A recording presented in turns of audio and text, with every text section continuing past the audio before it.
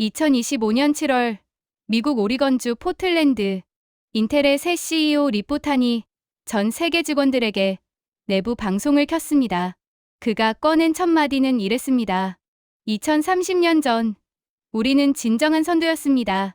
이제 세상은 달라졌고 우리는 더 이상 상위 10대 반도체 기업이 아닙니다. 반도체 제국이라 불리던 회사의 수장이 자사 직원들 앞에서 이런 고백을 한 겁니다. 그리고 그 직후 전체 인력의 20%에 달하는 대규모 해고가 시작됐습니다.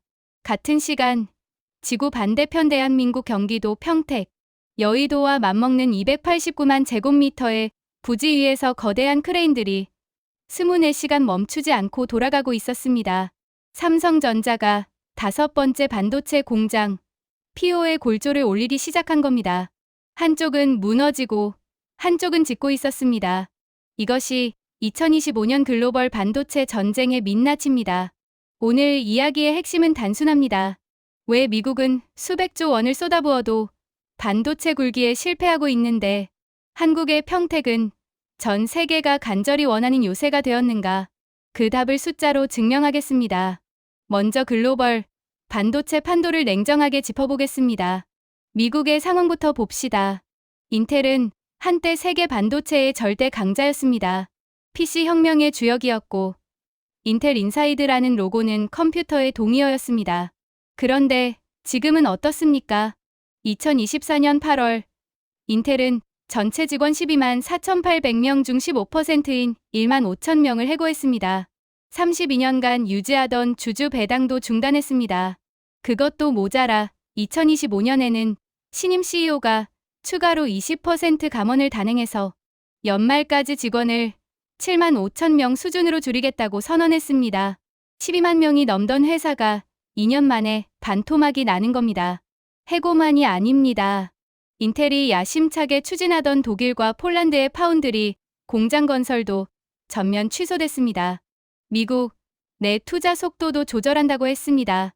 반도체를 만들겠다고 세계 곳곳에 공장을 짓겠다 선언해놓고 정작 돈이 바닥나면서 백지가 된 겁니다. 여기서 잠깐 생각해보세요.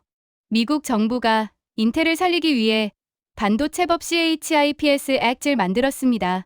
수백억 달러의 보조금을 지급하기로 했습니다.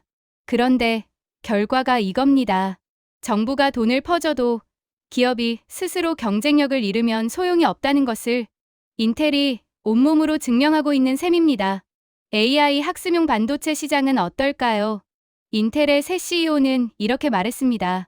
AI 학습 시장은 우리에게 이미 너무 늦었다. 엔비디아가 너무 강력한 입지를 구축했다. CEO가 공개적으로 백기를 든 겁니다. 대만의 사정도 속을 들여다보면 녹록지 않습니다. TSMC는 세계 최대 파운드리 업체입니다.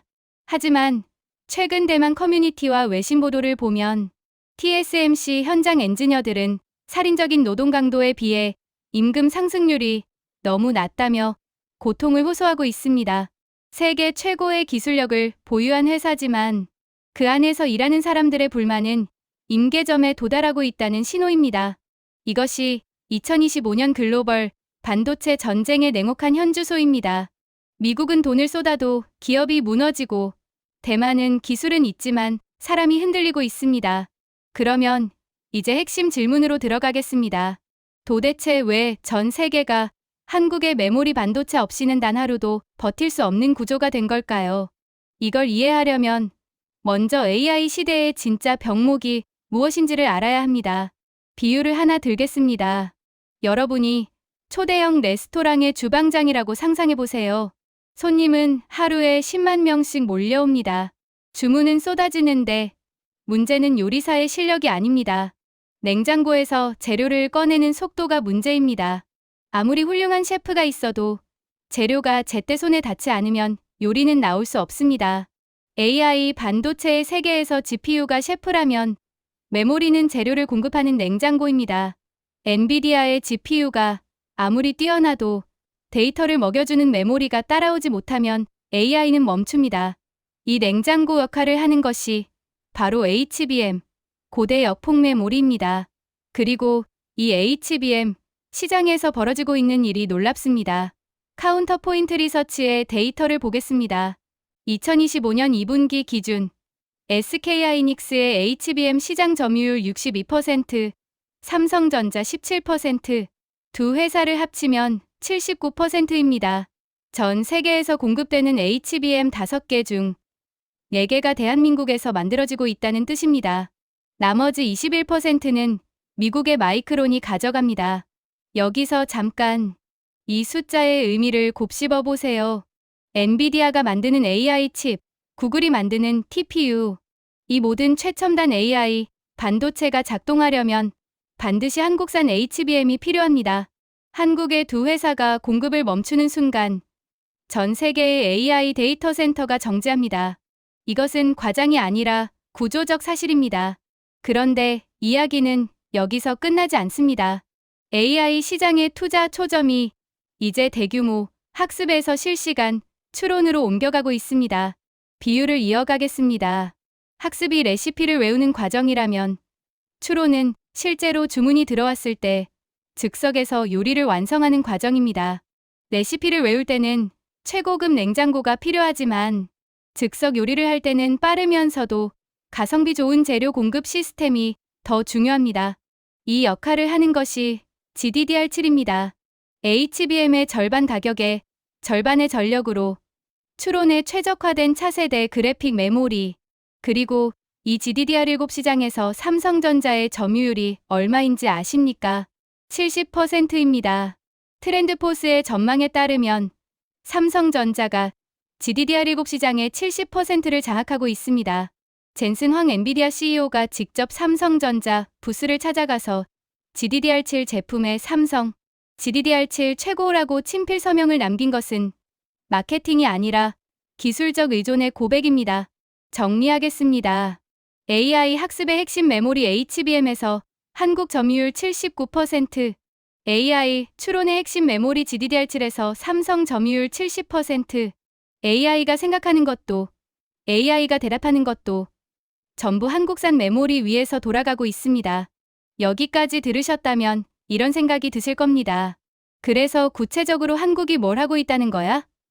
이제부터가 진짜입니다. 2025년 11월 16일 이재명 대통령이 주재한 한미 관세 협상 후속 민관 합동회의. 이 자리에서 이재용 삼성전자 회장이 입을 열었습니다. 삼성은 국내 투자 확대, 청년의 좋은 일자리 창출, 중소기업 및 벤처기업과의 상생에 더더욱 노력하겠습니다. 그리고 곧바로 삼성그룹의 투자 계획이 발표됩니다. 향후 5년간 국내 투자 총액 450조 원, 대한민국 1년 예산에 육박하는 금액입니다. 이전 5개년 투자액이었던 360조 원에서 90조 원, 25%를 더 늘린 수치입니다. 450조 원이라는 숫자가 얼마나 거대한지 체감이 안 되실 수 있습니다. 이렇게 생각해 보세요. 연간 평균 약 100조 원입니다. 웬만한 나라의 국방 예산보다 큰 돈을 한 기업이 내년 자국 땅에 쏟아붓겠다는 겁니다. 그 핵심 무대가 바로 평택입니다. 삼성전자 평택 캠퍼스. 총 부지 면적 289만 제곱미터. 서울 여의도와 맞먹는 크기의 이 부지 위에 이미 1공장부터 4공장까지 가동 중이고 이번에 5공장 PO의 골조 공사가 시작됐습니다. 5공장은 가로 650m, 세로 195m의 3층 건물로 기존 4공장보다 더 크고 한 층 더 높습니다. 2028년 본격 가동을 목표로 하고 있습니다. 여기서 주목해야 할 것은 이 5공장이 단순한 추가 라인이 아니라는 점입니다. AI 시대에 폭발적으로 늘어나는 HBM, GDDR7 수요에 선제 대응하기 위한 전략적 확장입니다. 기존 라인만으로는 중장기 AI, 메모리 수요를 감당할 수 없다는 판단 아래 대규모 증산 체제에 돌입한 겁니다. 장기적으로 삼성은 평택에 6공장까지 단계적으로 조성해서 생산 유발 효과 550조 원, 고용 130만 명 이상을 창출한다는 청사진을 갖고 있습니다. 이 수치가 현실이 되면 평택은 단일 도시로서 세계 반도체 공급망의 심장이 됩니다. 그런데 삼성의 진짜 무서운 점은 평택에만 올인하지 않는다는 겁니다. 삼성 SDS는 전남에 국가 AI 컴퓨팅 센터를, 구미에 AI 데이터 센터를 구축합니다. 2028년까지 GPU 1만 5천 장을 확보해서 학계, 스타트업, 중소기업에 제공한다는 계획입니다. 삼성 SDI는 울산에 전고체 배터리 생산 거점을 검토 중이고 2027년 양산을 목표로 하고 있습니다. BMW와 전고체 배터리 실증 프로젝트 업무 협약까지 체결했습니다. 삼성 디스플레이는 충남 아산에서 8.6세대 IT용 OLED를 양산합니다. 삼성전기는 부산에서 고부가 반도체 패키지 기판 생산 능력을 강화하고 있습니다. 평택, 울산, 아산, 부산, 전남, 구미, 대한민국 영토 전역이 삼성의 미래 먹거리 전초기지로 변하고 있는 겁니다. 이것은 단순한 기업 활동이 아닙니다. 수도권 집중을 완화하면서 동시에 전국적 반도체 AI 배터리 생태계를 구축하는 국가 단위의 산업 전략입니다. 비교를 하나 하겠습니다. 인텔은 같은 시기에 무엇을 했습니까? 독일 팹 취소, 폴란드 팹 취소, 말레이시아 프로젝트 보류, 전 직원의 20% 해고, 미국 정부의 보조금을 받고도 공장을 짓지 못하고 사람을 자르고 있습니다. 삼성은 정부 보조금이 아니라 자체 자금 450조 원으로 공장을 짓고 6만 명을 새로 뽑고 전국에 거점을 만들고 있습니다. 미국의 온라인 커뮤니티 레딧에서 우리는 정부가 돈을 퍼줘도 기업이 망가지는데 한국은 삼성이 스스로 수백조를 투자해 도시 하나를 먹여 살린다는 반응이 나오는 것은 허언이 아닌 구조적 차이에 대한 감탄입니다. 그리고 평택의 또 하나의 디테일. 삼성 평택 캠퍼스는 철저히 한국인 우선 채용 원칙을 지키고 있습니다. 반도체 생산 라인의 설계와 배관 구조는 국가 핵심 기술로 지정된 산업 안보의 핵심이기 때문입니다. 보안이라는 명분 아래 외국인 인력을 엄격히 제한하고 우리 국민에게 일자리를 우선 제공하고 있습니다. 초보자도 일당 15만 원 내외를 보장받고 숙련공은 일당 25만 원에 달합니다. 성실하게 잔업까지 하면 월 500만 원에서 800만 원 이상의 소득도 가능합니다. 학력이나 스펙이 아니라 땀의 가치로 보상받는 시스템이 작동하고 있는 겁니다. 평택시 인구는 삼성 효과로 가파르게 상승해 60만 명 돌파를 앞두고 있습니다. 한적한 농촌이었던 고덕 일대는 대한민국에서 가장 젊고 역동적인 도시로 탈바꿈했습니다. 수만 명의 근로자가 소비하는 식기와 생활비는 곧바로 지역 소상공인들의 매출로 직결됩니다. 기업 하나가 도시 전체의 경제를 움직이는 이른바 삼성시가 탄생한 겁니다. 그러나 여기서 냉정해져야 합니다. 삼성의 450조 투자가 약속대로 이행되는지 지켜봐야 한다는 목소리도 있습니다. 한국CXO연구소의 오일선 소장은 연간 100조 원에 달하는 투자가 이뤄지면 인력 고용과 지역 경제에 큰 도움이 되지만 약속을 충실히 이행하는지도 지켜볼 필요가 있다고 지적했습니다. 또한 HBM 시장에서 삼성전자가 SK하이닉스에 여전히 뒤처져 있다는 사실도 직시해야 합니다. 2025년 4분기 기준 HBM 점유율은 SK하이닉스 57%, 삼성 27%입니다. 삼성이 GDDR7에서는 70%를 장악했지만 HBM의 왕좌는 아직 SK하이닉스의 것입니다. 그리고 중국의 CXMT가 HBM 자급에 나서고 있다는 점도 장기적 변수입니다.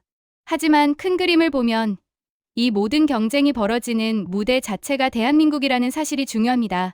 SK하이닉스와 삼성전자가 싸우면 싸울수록 한국의 HBM 점유율은 79%를 유지하거나 더 올라갑니다. 이 치열한 경쟁 자체가 한국 반도체의 체력을 키우는 겁니다. 마지막으로 이 이야기의 본질을 짚겠습니다. 미국은 반도체법으로 돈을 쏟았지만 인텔은 우리는 더 이상 10위권이 아니다라고 고백했습니다. 대만은 TSMC라는 괴물을 가지고 있지만 그 안의 사람들은 신음하고 있습니다. 한국은 다릅니다. 삼성이라는 기업이 자기 돈 450조를 자국 땅에 투자하고 자국민을 최우선으로 고용하며 전 세계가 멈출 수 없는 메모리 생태계를 구축하고 있습니다. 그것도 평택 한 곳이 아니라 울산, 아산, 부산, 전남, 구미까지 대한민국 전역을 하나의 거대한 반도체 벨트로 만들고 있습니다. 기술은 흉내낼 수 있습니다. 돈도 쏟아부을 수 있습니다. 하지만 평택의 크레인이 24시간 멈추지 않고 수만 명의 근로자가 안전모를 쓰고 줄지어 출근하는 그 풍경. 그것은 기술이 아니라 집념입니다. 그리고 그 집념은 흉내낼 수 없습니다. 다만 이 자부심이 자만이 되어서는 안 됩니다. 중국의 추격, 미국의 견제, 기술 패권의 지정학적 불확실성. 우리가 경계해야 할 것은 여전히 많습니다. 450조의 약속이 현장에서 진짜로 실현되는지, 그 과정에서 중소기업과의 상생은 이뤄지고 있는지 우리 모두가 지켜봐야 합니다. 그래도 한 가지는 분명합니다. 미국이 우리를 버릴 수 없는 이유를 구걸하는 것이 아니라 그들이 우리를 간절히 원할 수밖에 없는 실력을 갖추는 것. 지금 평택에서, 울산에서, 아산에서 벌어지고 있는 일이 바로 그것입니다. 여러분이 생각하는 다음 K산업의 주인공은 무엇인가요? 댓글로 알려주세요.